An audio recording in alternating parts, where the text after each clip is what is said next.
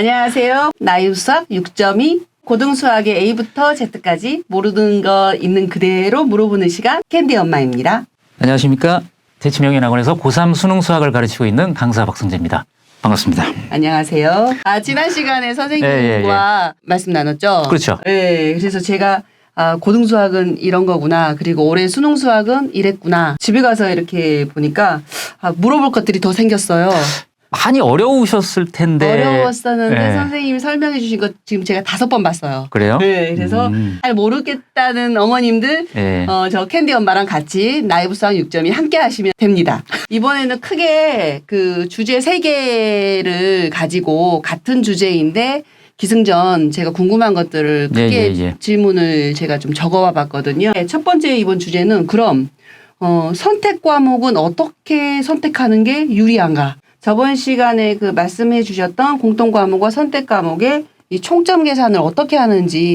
제가 이제 설명을 드릴 건데 이런 식으로 점수를 산출하지는 않아요. 그런데 이런 원리로 산출한다라는 걸 갖다 보여드리는 거죠. 원점수를 가지고 하는 게 아니라 표준 점수, 뭐 정규 분포에 뭐 표준화에 뭐 이런 복잡한 작업들을 거치는데 이제 이런 것까지 말씀드리기에는 너무 어렵기 때문에 그냥 단순하게 이런 원리 때문에 얘네들이 훨씬 더 유리하다를 갖다가 제가 예를 들어서 한번 설명을 드릴게요. 지금 보시면 저번 시간에도 얘기를 드렸듯이 이제 공통 과목이 76점.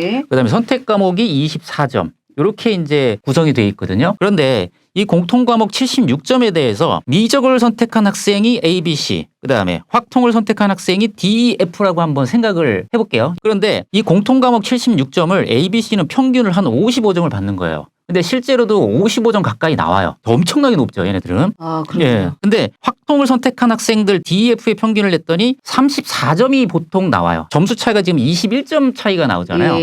21점 차이가 나오는데 이제 선택 과목에서 이제 문제가 생기죠. 선택 과목이 24점 만점인데 A라는 학생이 14점 받고 B라는 학생이 12점 받고 C라는 학생이 10점을 받았어요. 그럼 평균은 어쨌든 12점이죠. D라는 학생, E라는 학생, F라는 학생도 확통이라는 선택 과목을 갖다가 14점, 12점, 10점을 받았다라고 했을 때 이걸 그대로 반영을 해주면은 그냥 똑같겠죠. 근데 이걸 어떻게 반영하냐면 얘네들의 평균 점수가 21점 차이가 나니 얘네들의 평균 점수는 그래도 7점 정도는 나야 되지 않겠느냐. 그래서 7점을 플러스를 시켜주는 거죠. 그러니까 그 평균 점수를 반영을 해서 얘네들의 점수들을 플러스를 시켜줘요. 그렇다면 선생님 방금 말씀하신 거는 일반 선생님들이나 학원이나 친구들이 다 알고 있나요? 알고는 있죠. 그런데 이렇게 실제로 보는 거랑은 너무 차이 나는 거예요. 이게 저희가 그럴 것이다라고 생각하는 거하고 실제로 점수 보는 거랑은 너무 차이 나는데요. 그렇죠. 어마어마하게 차이 나요. 그러니까 가장 차이가 많이 났을 때 실제로 이제 표준 점수로 봤을 때 1등급 컷 차이가 한 8점이나 7점까지 나는 경우도 있어요. 통은 뭐 91점을 맞아야 된다면 미적은 뭐 84점만 맞아도 되는 이런 현상들이 벌어지는 거죠. 그게 이제 여곧 이런 현상 때문에 그러는 거예요. 그래서 보시면은 점수가 이런 식으로 산출되기 때문에 미적을 선택한 학생이 집단의 분위기에 맞춰서 점수를 잘 받아간다. 그거는 못하는 애들도 똑같아요. 더 가져가요, 점수를.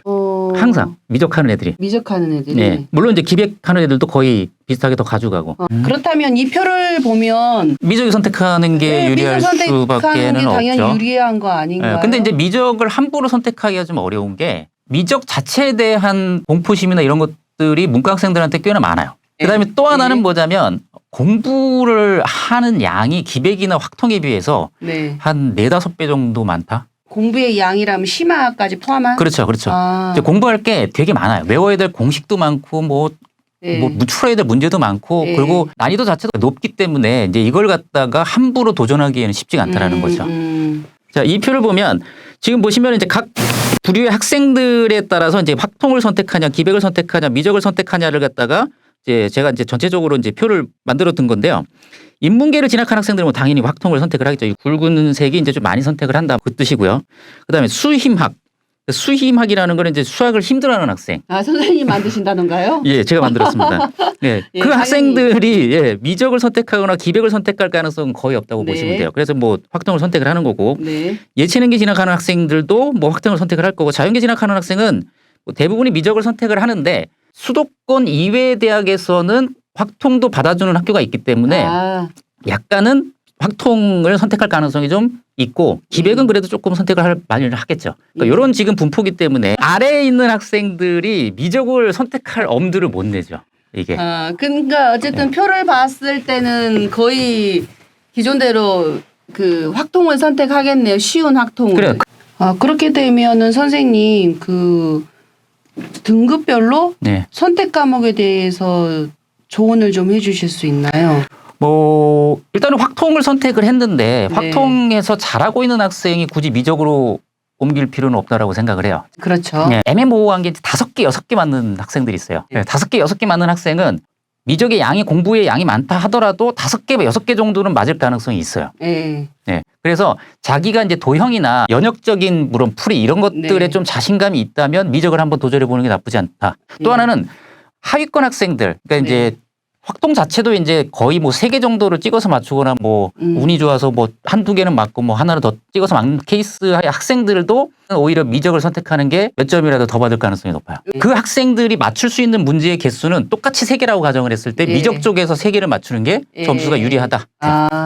알겠습니다. 그러면 이번 시간에는 선택 과목 어떤 것이 나의 자녀에게 유리한가 이 부분에 대해서 알아봤는데 그리고 등급별로 내 아이가 어떤 선택 과목을 하는 게 좋을까 이 시간 통해 저와 같은 어머님들이 그 궁금증을 해결하셨을 거라 생각드립니다. 그러면 다음 시간에 뵙겠습니다. 감사합니다. 감사합니다.